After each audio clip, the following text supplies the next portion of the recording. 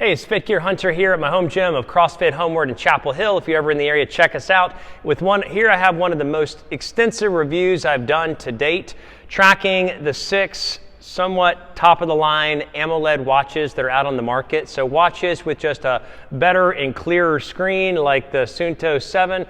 But looking at a number of watches that are in competition right now in the market, let's go through them. The Apple Watch 6, obviously one of the most talked about devices. The Samsung Galaxy Watch 3. The Fossil Gen 5, a little less known device that also has some higher quality capabilities. The TicWatch Pro 3, another watch company that's coming on the market and making waves in the US. The Suunto 7, which I just showed you, and the Huawei GT2. So we're going to look at it in 4 major categories. As always, this website or this YouTube channel and the website associated with it, fitgearhunter.com, is focused on tracking and testing devices for CrossFit and high-intensity interval training. So that's the whole premise. But today, in looking at the best AMOLED watches, we're going to do a combination of workout analysis, but coupled with day-to-day life, because one of the reasons you would get an AMOLED watch is just for the beauty and sort of streamlined smartwatch capability type of things. So we're going to look at it 4 categories. 1, the day-to-day use. 2, the ease of functionality. 3, the use in workouts and after workouts. And 4, the health and wellness. So sleep, stress, pulse ox, ECG, all those types of things. We're going to look at it in 22 different areas, and we're going to assign points for each area. And I want to give you a warning off the bat. Some of these areas may feel subjective. You might not like a big watch. Other people might like one. You might want a smaller watch. Your wrist might feel more comfortable with one thing or another. You might have an iPhone or an Android. So some of these things might be a little bit subjective, but we're still taking an analytical approach to giving points to a bunch of primary 22 different categories. So it's still going to have an analytical side to it. So let's look at the categories now and then come back together. Okay, overall size and dimensions. Screen, AMOLED size, the amount of the screen that's lit up. The weight, battery life, the recharge time or the ratio of the recharge time relative to battery life, durability of the watch, widgets or easy access to useful information, apps built into the watch, use and capabilities when paired with a phone, use in the workout, the number of data fields and functional data you can see, use after the workout and the amount of detail applied to post-workout analysis, optical heart rate accuracy, training plan and evaluation of workouts over a period of time, maps for the purposeful use of outdoor training or outdoor exercise, sleep tracking, stress tracking, pulse ox tracking, ECG, and then minor categories, notifications and the capabilities and quality of the notifications, watch faces available, always on functional usage, and weather and news and minor tidbits. Okay, so in each area, we're going to assign points 1 through 10. So it's not a stack ranking who got 1st through 6th. It's actually if 2 different watches scored high in an area, they're both going to get 10 points. So it's going to be 7 through 10 if they're really excellent in an area. It's going to be 4 through 6 points if they're really medium or fair in an area. And it's going to be 0 through 3 points if they're really low in an area. So it's not ranked in order. So what we're going to do is we're going to go through the the watch with the least number of points first. So the 6th ranked watch go up to the 1st ranked watch. And each time we're going to look at a small snapshot video so you can see the watch and how it functions and just sort of a hands-on. And then we're going to come back together to talk about the strengths, the things it did excellently, the things it did fair, the things it did poorly.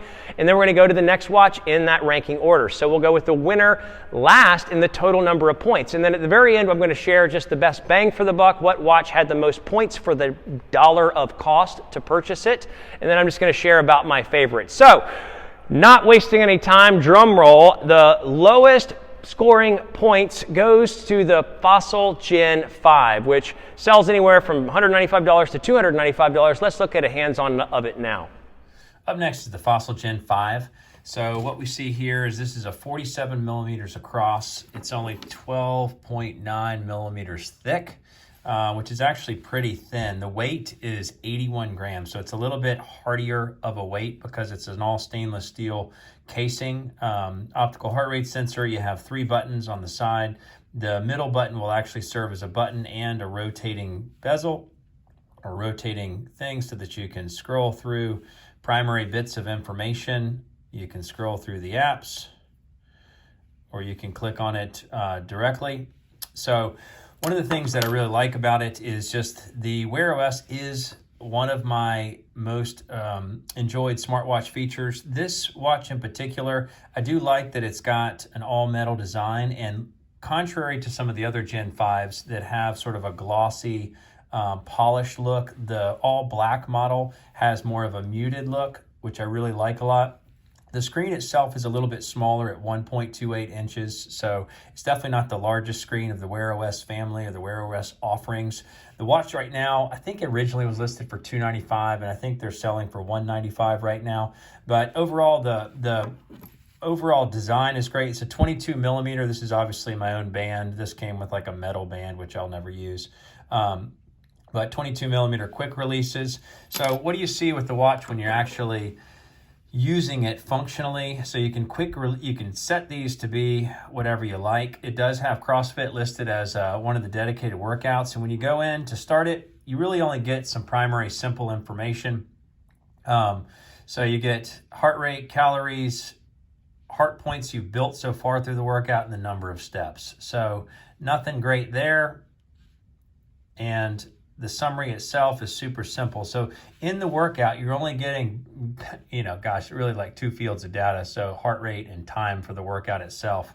So what do you get after the workout? So you can go into the workout menu and you can scroll to the bottom and see your workout history. Well, this is a workout from this morning, and hopefully it'll come up. So the amount of active time, the heart points you've accumulated. So that's their sort of training evaluation or the exertion evaluation, number of steps. Then you get a pretty heart rate graph.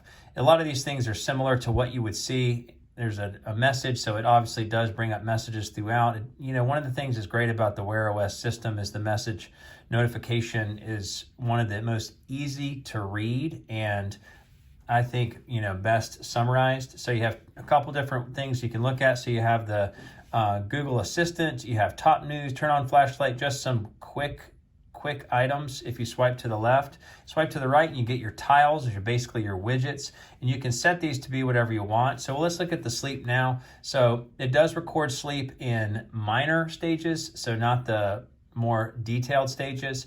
It does give you a pretty graph on the watch, and obviously you get this information on the app itself. Restful, light, and awake. So you don't get deep and REM sleep calculations. You do get daily stats, weekly stats. You can see the screen itself is brilliant and visually stunning, in my opinion.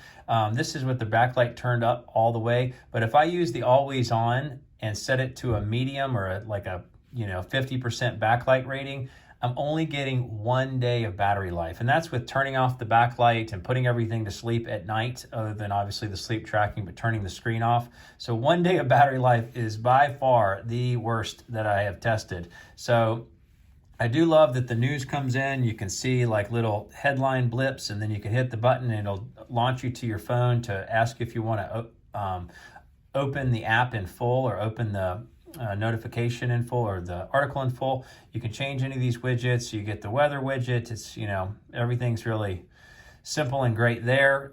You can obviously go into the app system and look at a bunch of different app aspects. I haven't tried downloading different Wear OS apps. It has all the basic things. A couple things that this watch in general is missing is there's no stress tracking and there's no pulse ox testing on the back.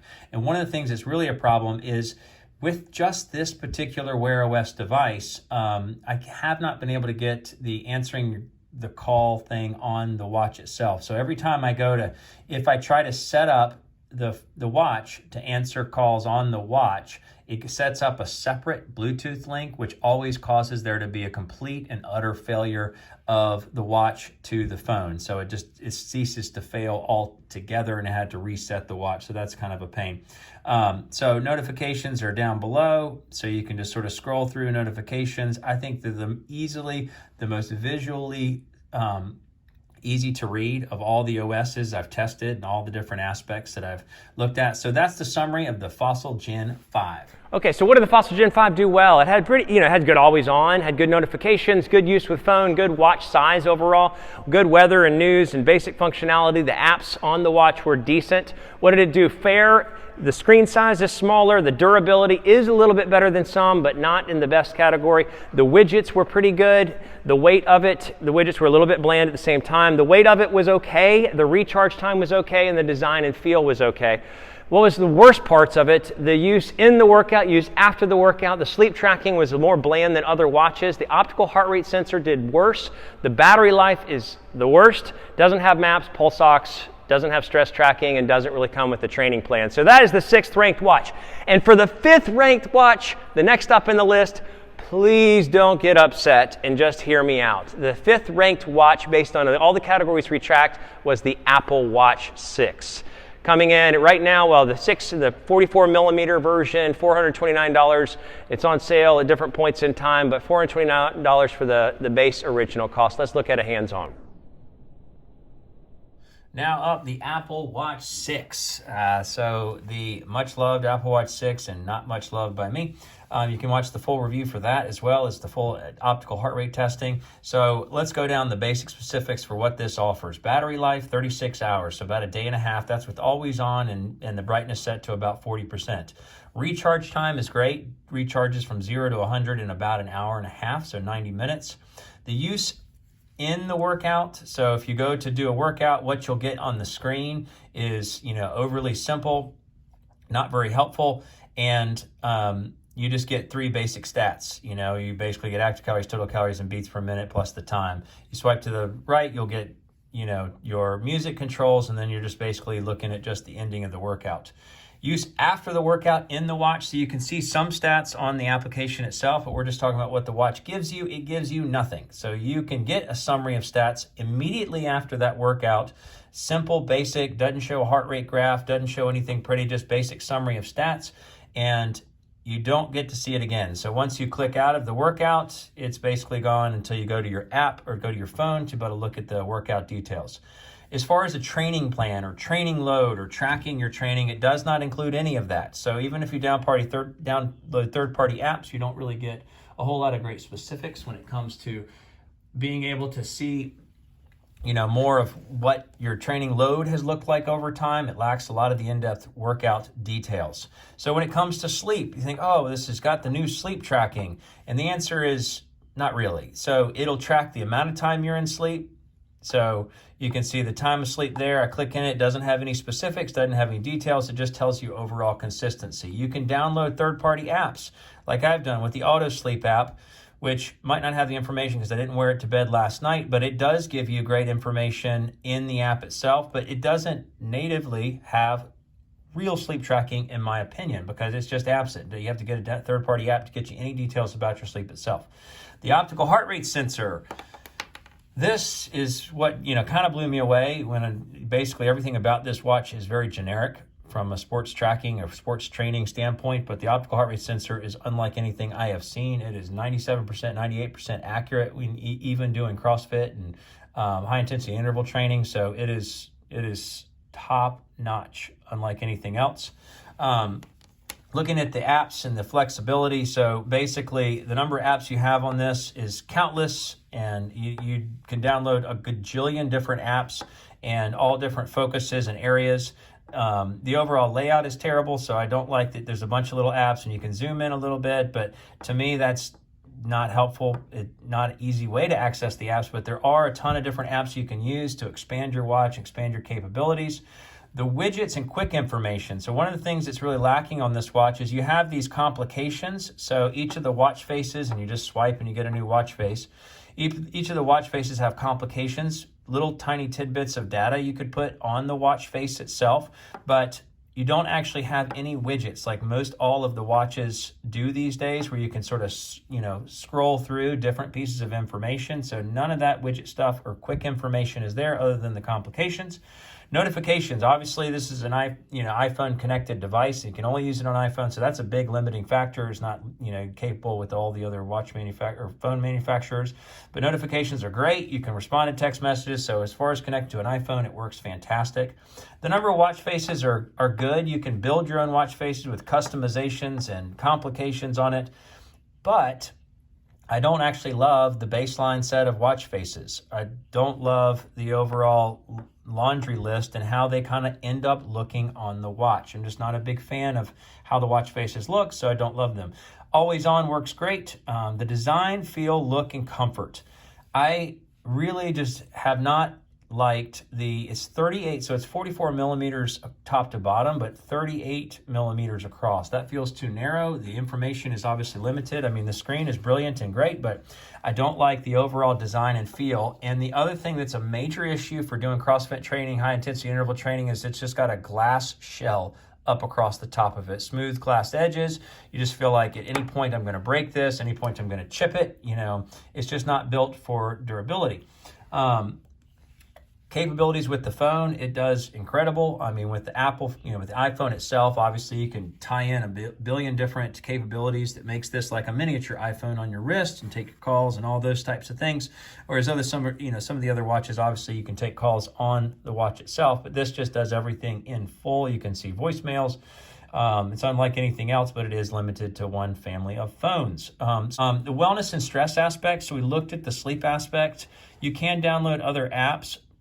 One thing I cannot show you in the watch is you can see heart rate variability data, which is sort of like your trend line for stress throughout the day in the app itself.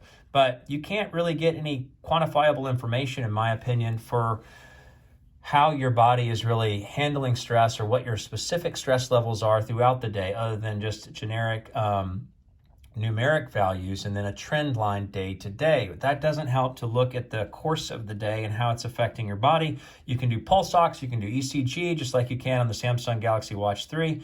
Those are good for determining if you have irregular heartbeat issues, and the pulse ox to determine if you have oxygen. It will take pulse ox at night, and so it will take it throughout the day or at night specifically. So that is a useful bit of information for how your oxygen level was throughout the night. So at least is using the pulse ox in a purposeful way. But overall, the wellness, there's not a true stress tracking, in my opinion. So the only wellness benefit is the pulse ox. The sleep is bland, if not completely minimal and non-existent with what is built in. But at least it's got the pulse ox, and it will at least tell you general stress level trend lines in the app itself. And then as far as mapping and functionality goes there, you basically are carrying around like a simple, like it's like your iPhone. It's just like the map system. It will tell you turn by turn. If you plug it into your phone, the watch will buzz to tell you turn by turn. It does a great job there. But as far as going out on trails, so I went on a hike and did not find this to be very useful at all for actually tracking paths and trail markers and things like that. So the app might be neat when you're in a car, but it's not as useful if you're in a sport. Overall expansiveness of other types of useful information. You can obviously get weather. You can get all of the information off your phone onto this. So it is very expansive there, but the overall layout, because it's not in widget format, you have to dive into these microscopic apps to be able to access that higher level or more detailed information. But it obviously does a great job there. So I always use this as an example. The My Radar app looks just like it does on my phone in just a miniature version. So the app expansion and the overall piece of information are extensive, just don't like the design. So that is the Apple Watch 6. Okay, so the top areas for it. So use with a phone, it's obviously the best if you're using it with an iPhone, and obviously doesn't work with any other types of phones. Apps on the watch, so you obviously have to look at the microscopic areas, but you have a bunch of different apps you can put on the watch. The optical heart rate sensor was unlike any that I've tested for CrossFit and high intensity interval training. The ECG that's new and functional and useful in some ways there, always on the screen, notifications came in well, and the weight overall was good. What are some medium fair things? The watch size was a little bit smaller. The pulse ox didn't tie in functionally useful information. The mapping capabilities were neat if you're driving somewhere, but not if you're on a trail. The watch faces were okay. I'm not a fan of the watch face style. The recharge was decent, but compared to the battery life wasn't that great from a ratio standpoint, and the battery life was okay. And what did it perform poorly in? The screen size is the smallest of all that we tested. Use in the workout was shockingly poor for what's built into the watch. Use after the workout was shockingly poor and simple. Weather news, design and feel, durability, obviously it's not going to last in if you bang it against a rack.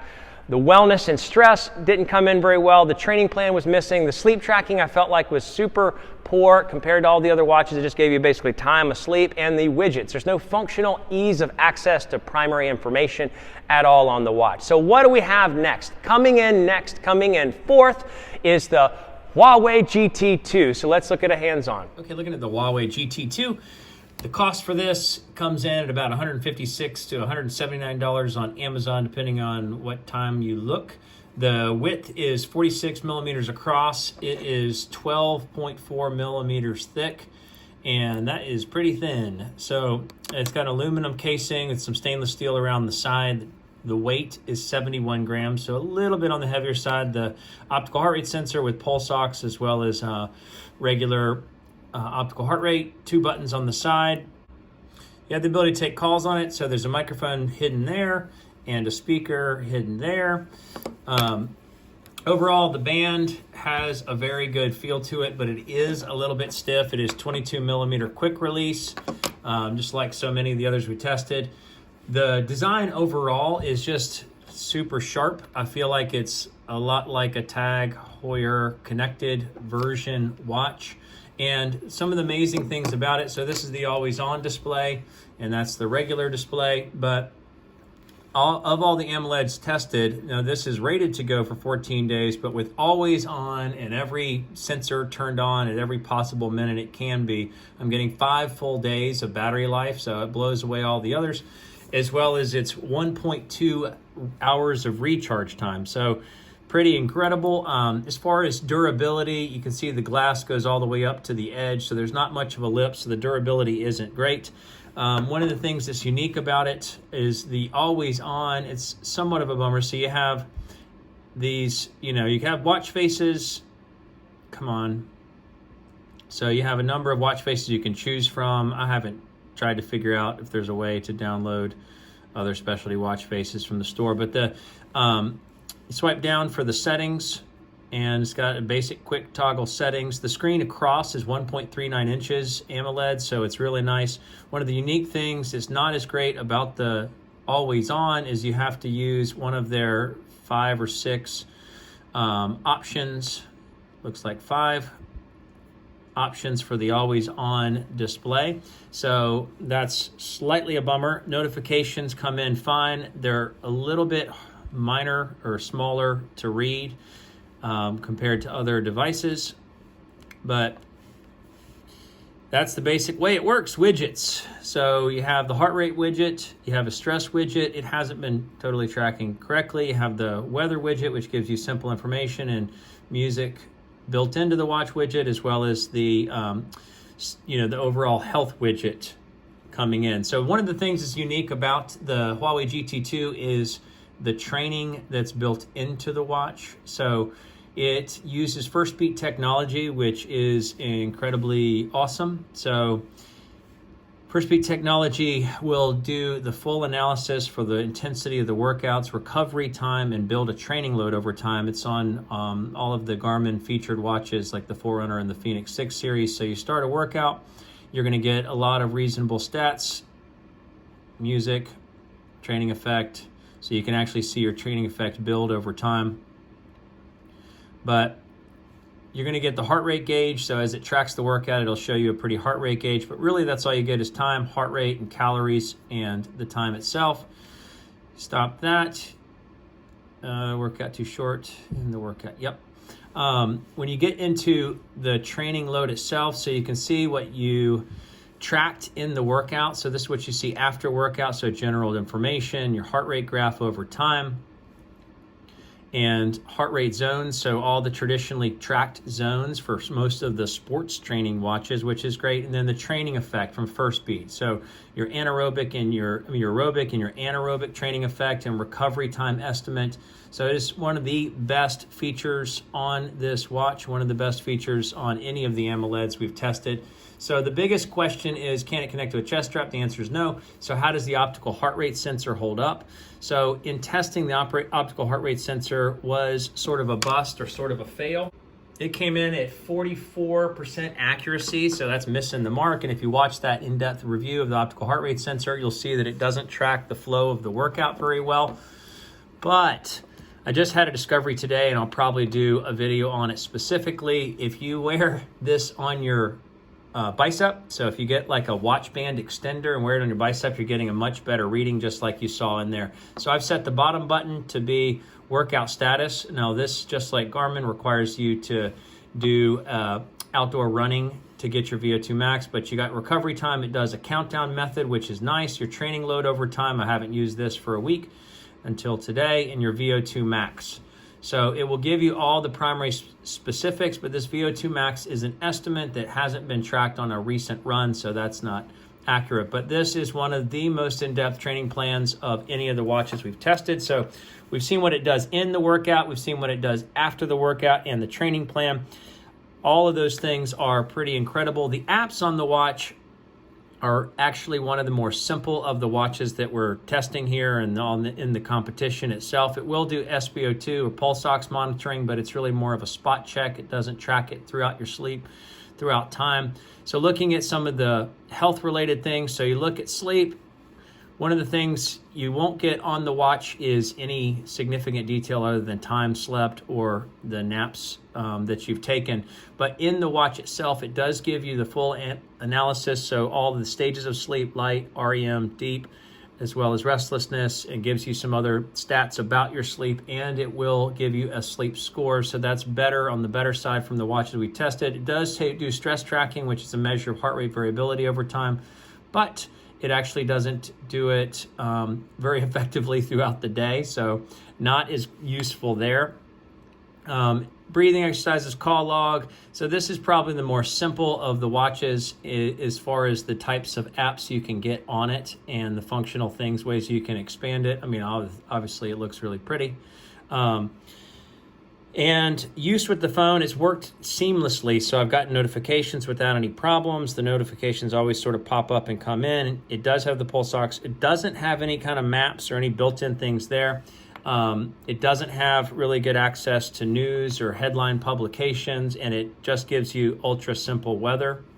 So you don't get any specifics there. So not as great there. And it doesn't include EKG or ECG, I'm sorry, and that is the Huawei GT2. Okay, so how did the Huawei GT2 compare in some of the categories? The screen size is obviously the biggest, or one of the biggest, 1.39. Use after the workout with the first beat analytics is excellent. The training plan was excellent with your load tracking over time, recovery time. The watch size relative to the screen size is fantastic. Just it's, you know, one of the more narrow and thin with a great screen size. The recharge time is great. The battery life is incredible at 5 days. Use in the workout gives you a relatively decent number of stats. Sleep tracking was good with a sleep score and all the primary analytics. The always-on watch face was pretty good with some limited options for always-on watch faces, but the watch faces themselves were decent. Notifications were decent, although a little bit small. The use with the phone, it always kept it synced really well, although it only is in limited fashion. The weight overall is great. The design feel was really nice. It's a high quality feeling watch. The durability was fair.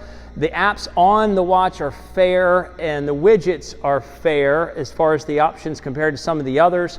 The weather and the news, not really a thing that you can easily function. The weather's ultra simple, and the stress really doesn't work. The pulse ox is just in a spot check periodically, and the optical heart rate came in low. Although I did work out a fix that if you use a watch band extender on your biceps, you actually will get relatively better tracking.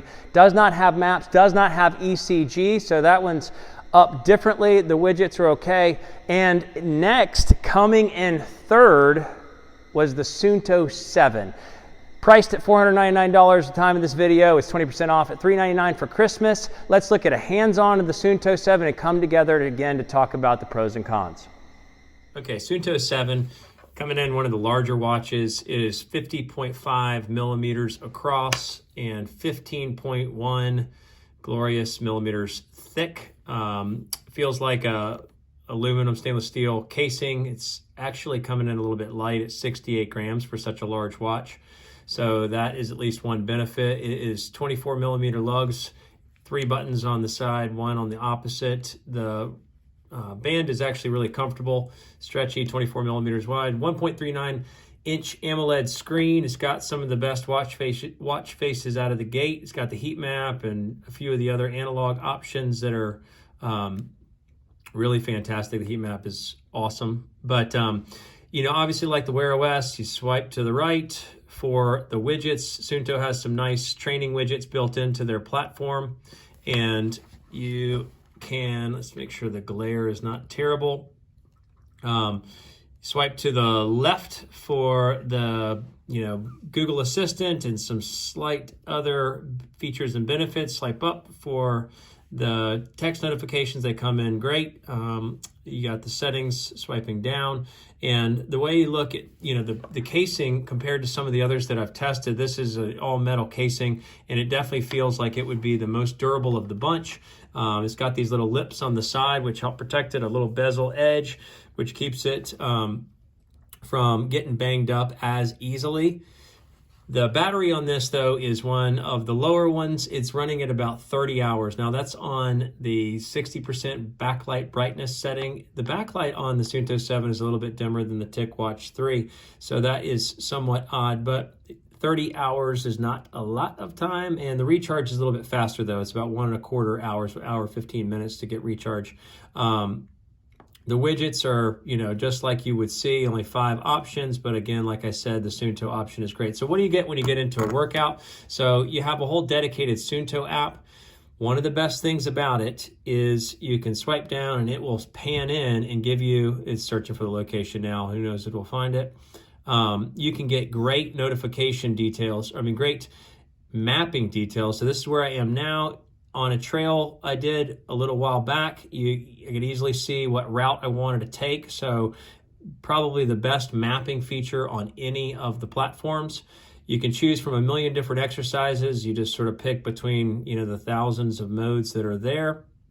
And it has its own CrossFit tracking, you know, CrossFit training. You have exercise options, but it will not connect to a chest strap, so that is super unfortunate. You slide it to the left to get it to start, and you get the little Suunto beep, and you have a lot of great aspects when it comes to the app itself, or to the in the workout. So you get the true sports feel to the app when you're working out, and then you pause it, you end it, and you get some great stats after it's all over. And get it to end. Let's take a look at what that looks like. So we're going to go back into that, back into the app, and you can swipe down for your diary.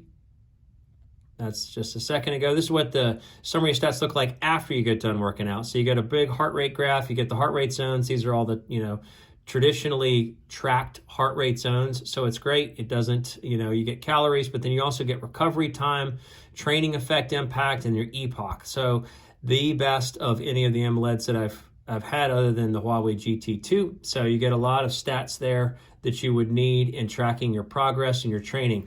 But the question is how does the optical heart rate hold up?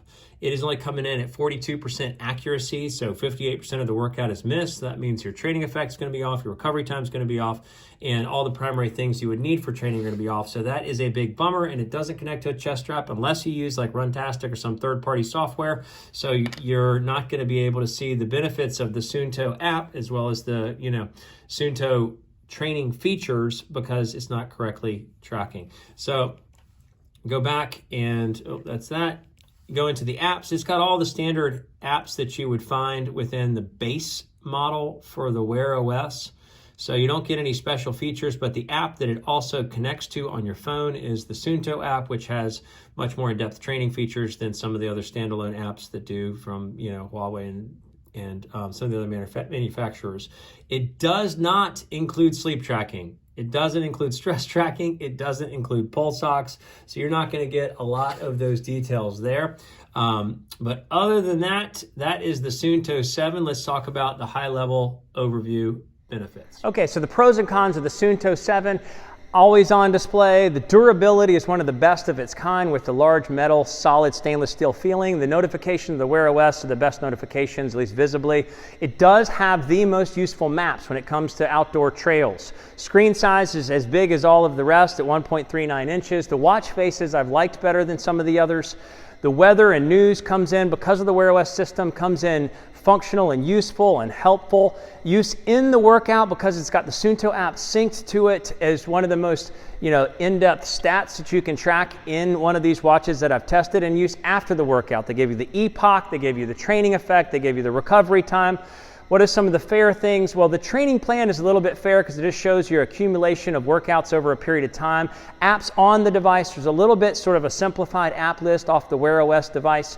The widgets are going to be great off Wear OS, but it has the Suunto widgets that you can also use, but they're decent. The watch size is a little bit bigger at 50.5 millimeters. The recharge is a little bit slower, and then some of the negative things. So the optical heart rate came in more poorly than some of the other devices tested. The battery at 30 hours wasn't fantastic, and it does not include a lot of the wellness aspects. Doesn't include stress tracking, doesn't include ECG, and doesn't include pulse ox, as well as sleep tracking. So it scored really highly in a lot of those top areas, especially when it comes to working out, and the functional feel day to day was really great, but just low in some of the other primary areas or some of the feature benefits that others have in wellness. So coming in second place, and looking at these top 6, and you can deduce who's left, but coming in second place is the Samsung Galaxy Watch 3, selling right now at $429. Let's take a look at it firsthand and come back for pros and cons. Okay, so looking at the Samsung Galaxy Watch 3,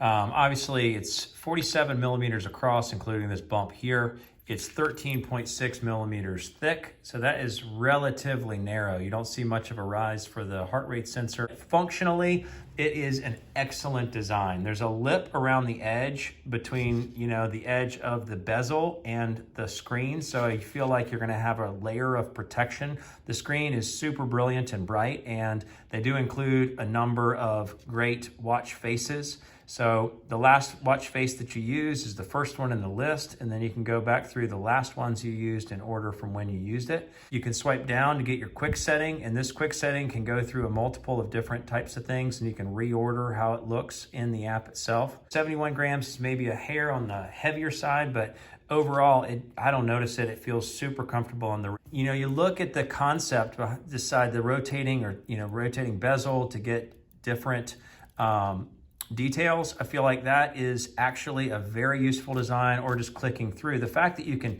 make a million of these little widgets, or you can shrink it down to 3 and then just get the primary information, in one of these components, makes it super helpful. I think the design that they come up with is great. So looking at the watch specifically for workouts, so when you go into a workout, you can go into it that way, but what I always do is just go to the workout widget, and you can pick from the row. There is a lag time sometimes in getting into this for some reason. I just pick circuit training. You can pick whatever you want.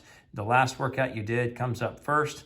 And when you click it, you don't actually, you get a countdown. You can tap it to skip, and it automatically starts. But you really just get a couple of main informational pages. I have not found the ability to adjust what information you see, or like the data fields.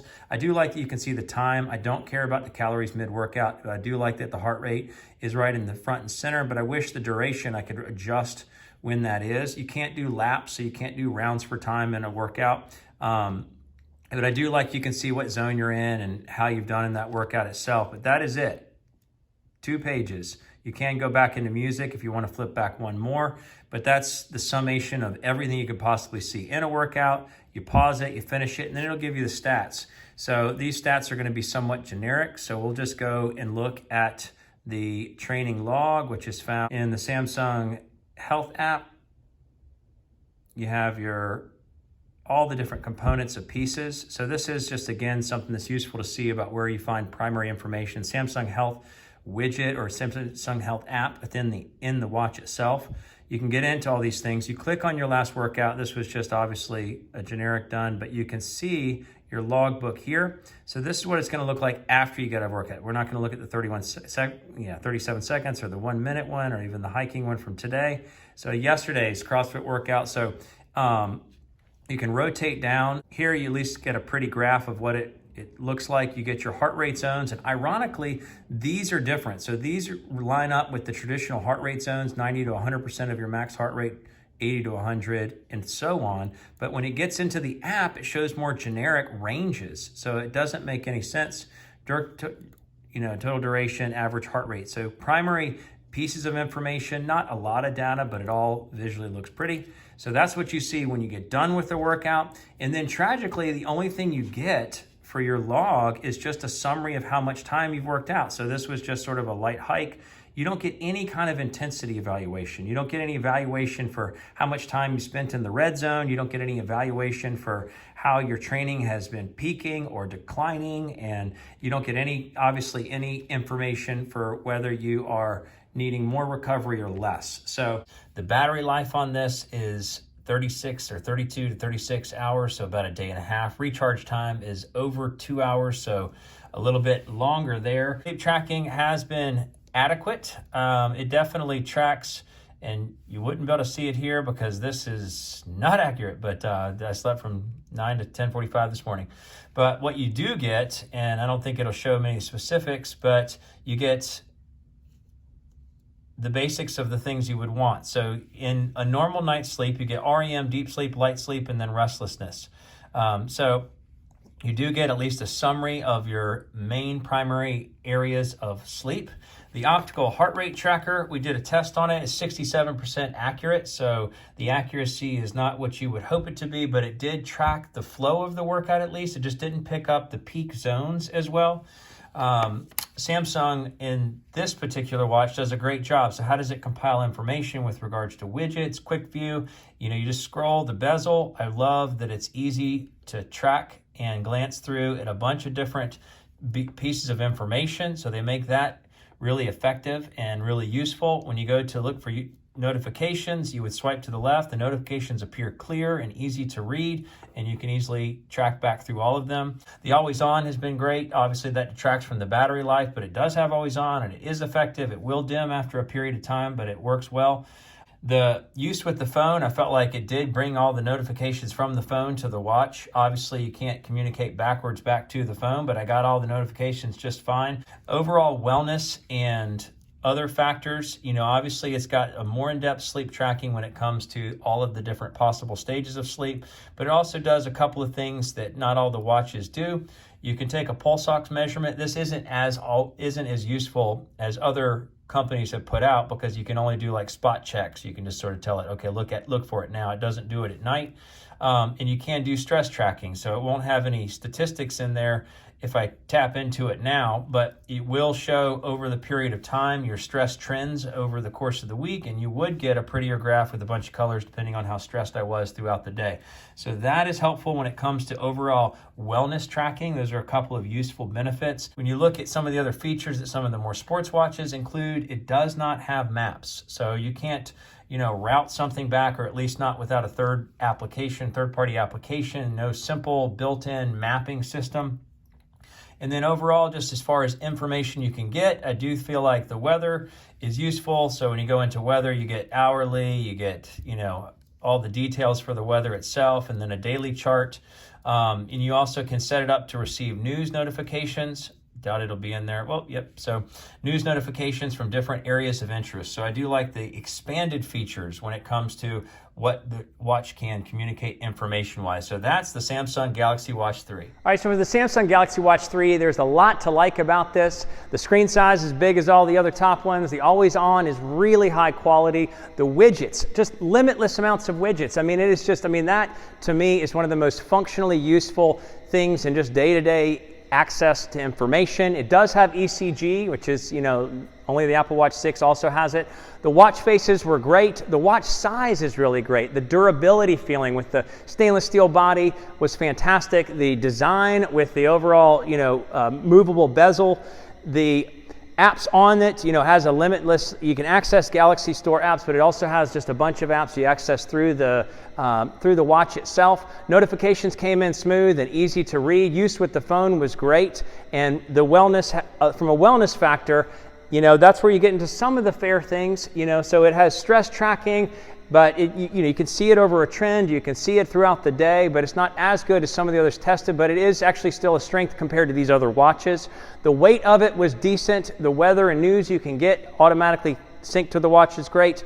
Sleep tracking was good, had a lot of the primary areas. The optical heart rate was fair, so we're getting into the lower things now. The use in the workout, somewhat simplified data fields. Use after the workout, very simplified, and it converts the heart rate zones to a more simplified heart rate zones when you get into the app.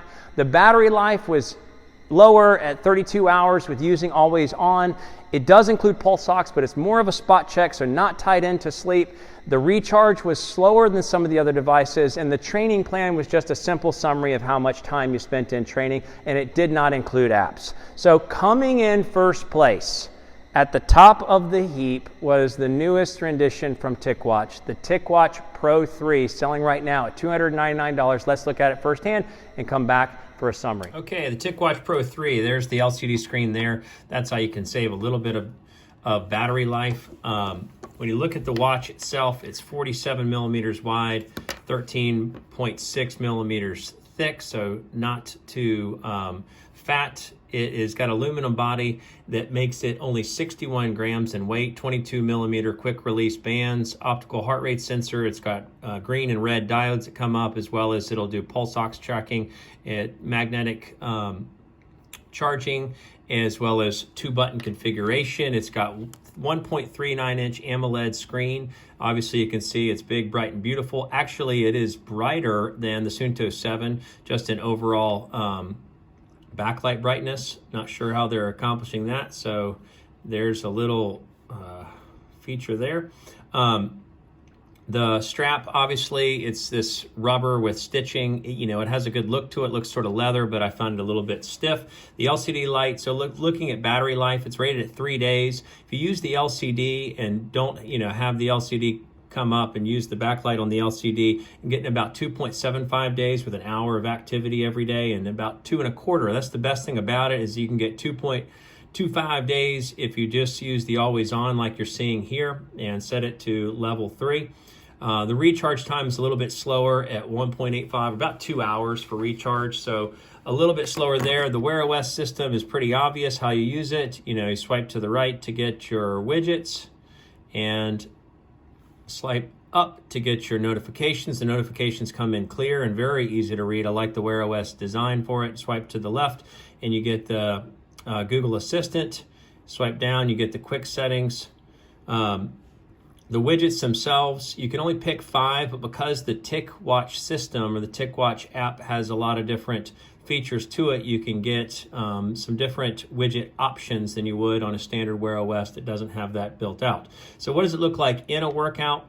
So you go into the Tic exercise, you have like 15 to choose from.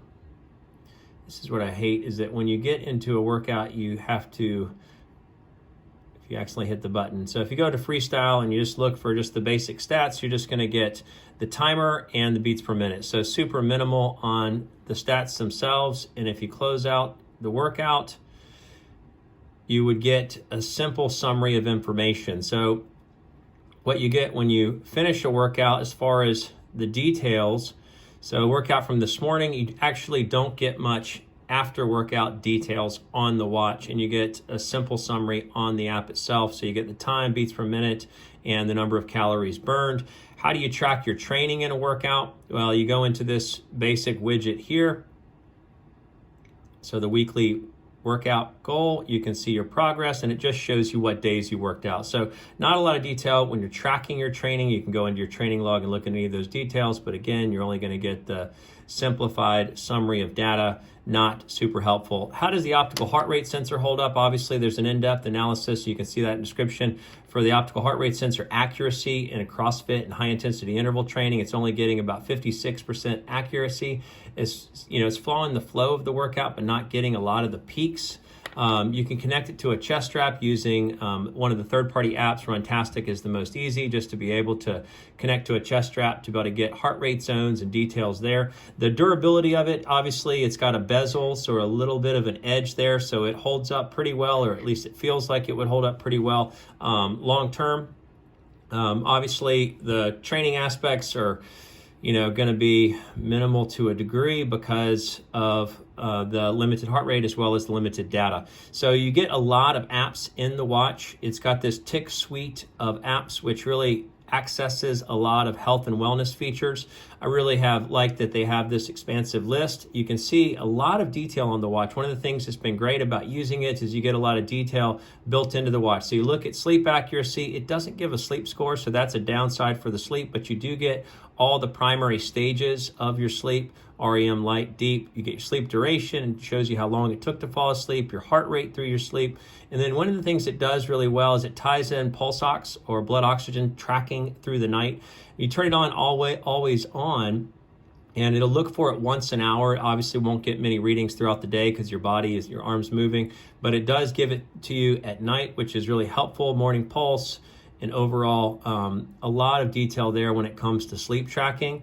You can do stress tracking. It looks for it every 30 minutes, and you can see just sort of a range. Obviously, it's not tracking it as easily throughout the day. It gets it a lot more at night because there's not as much movement, but it'll give you percentages throughout the day. But obviously, if it's not picking it up during the day, and when it's trying to check for it every 30 minutes, it's not as helpful. You get a lot of breathing. You can check for how loud the room or environment is. You can do voice memos, just a lot of neat extra apps, as well as all the apps you can download from. There's the Runtastic download from the Wear OS store.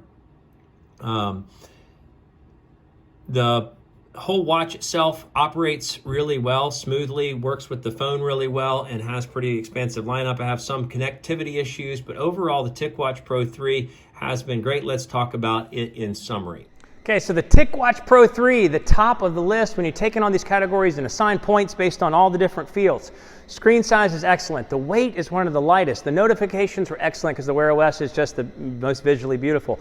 Always on worked fantastic. Plus you have this whole other LCD option if you want to do more battery saving. The watch size was one of the best for the overall ratio of size to screen value. The battery life was one of the best when it comes to the AMOLED watches, looking at about 2.25 to 2.375 days. The watch faces on there are great, and you can download more from the App Store. The use with the phone was perfect. The weather and news access, the durability, because it has this sort of lip, seems like it's going to hold up long term. And then one of the things they did really well is they do great sleep tracking, but they also tied in pulse ox tracking to sleep, so it has a useful quantifiable value to those two features.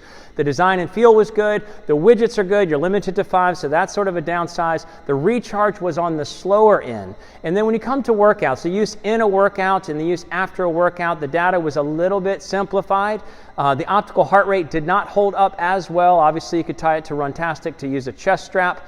And the stress tracking didn't pick up all the time. Even though it's checking for it every 30 minutes, the graphs often missed a lot of periods of time. And the training plan as well was very simplified. Doesn't have maps, doesn't have ECG, but the winner across the board is the TicWatch Pro 3. Let's talk about the summary. Okay, so looking at all the watches across the spectrum, across 22 different areas and 4 primary tracking sort of focus areas. We have the Fossil Gen 5 coming in 6th, the Apple Watch 6 coming in 5th, the Huawei GT2 coming in 4th, the Suunto 7 coming in 3rd, the Samsung Galaxy Watch coming in 2nd, and the TicWatch Pro 3 coming in 1st. Looking at the value measure, so TicWatch Pro 3 has the most features in when calculated across all these different areas. Looking at the value measure, the features, benefits compared to the dollar of cost, and looking at a different way, we have the Huawei GT2, which when compared to some of the other devices, literally doubled the value measure, points per dollar of cost. So, and you know, the strap thing is turning out to be a good fix that I'm going to talk about maybe in a sideline video. And then personally, my favorite just for day-to-day use, if I'm just looking at for the watch functions, is the Suunto 7, because I just like the big bulky design. I like the watch faces. And that brings me to my final point about all of these. None of them quite capture the real needs for a training plan, an evaluation of exertion, and recovery time that you see a lot in the sports watches. Many of them have the ability to get there, but they don't connect to a chest strap, and when you're doing CrossFit or high-intensity interval training workouts, you're going to have faulty heart rate tracking. So you have to look at some of the big providers on the sports watch industry: Garmin, Polar, Suunto, the other variants of the Suunto models, and Coros, and you have to connect with a chest strap to have all of the features that you would want, but none of those offer all of those features with an AMOLED screen. So this is more across the board for the AMOLED screens. You want, if you're doing intense CrossFit training, high intensity interval training, you want to really build your training and build your fitness. You have to use one of the sports trackers because it connects to a chest strap, and plus it has the training metrics amongst all of these. So this is the FitGear Hunter with the AMOLED watch test across 6 of the primary offerings on the market today. Stay tuned for more. Please subscribe if you liked the video and want to see more future updates.